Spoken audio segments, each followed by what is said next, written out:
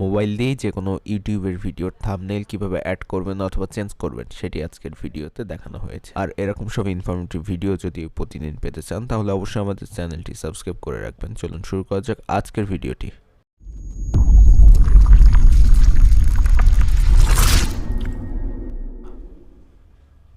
Mobile দিয়ে আপনার YouTube চ্যানেলের ভিডিওর থাম্বনেইল যদি আপনি চেঞ্জ করতে চান তাহলে প্রথমে আপনাকে ওয়াইটি স্টুডিওটি গুগল প্লে স্টোর থেকে ডাউনলোড করে নিতে হবে এবং আপনার চ্যানেলটি এই ওয়াইটি স্টুডিওতে লগ ইন করে নিতে হবে। আমাদের অলরেডি ডাউনলোড করা আছে, আমরা ওয়াইটি স্টুডিওটি ওপেন করলাম এবং এখানে আমাদের ভিডিওগুলো শো করছে। এখান থেকে এই ভিডিওটির থাম্বনেইল আমরা চেঞ্জ করতে চাচ্ছি, তার জন্য এই ভিডিওর উপর ক্লিক করে দিব এবং এখানে উপরে একটি পেন আইকন অর্থাৎ এডিট অপশন শো করছে। এই পেন আইকনের উপর ক্লিক করে দিব এবং বাম দিকে আরেকটি পেন আইকন শো করবে, এই এডিট অপশনটির উপর ক্লিক করে দিব। এরপর এখানে কিন্তু একটু নিচে নামলে দেখতে পাবেন এখানে অনেকগুলো থাম্বনেইল আগে থেকে শো করছে। আপনি চাইলে এখান থেকে যে কোনো একটি থাম্বনেইল সেট করে দিয়ে উপরে যে ডান অপশনটি দেখাচ্ছে এখান থেকে আপনার পছন্দ মতো সিলেক্ট করে দিয়ে এখান থেকে ডান অপশনে ক্লিক করে দিতে পারেন, অথবা কাস্টম থাম্বনেইল সেট করার জন্য সেন্স থাম্বনেইল অপশনের উপর ক্লিক করে দিবেন।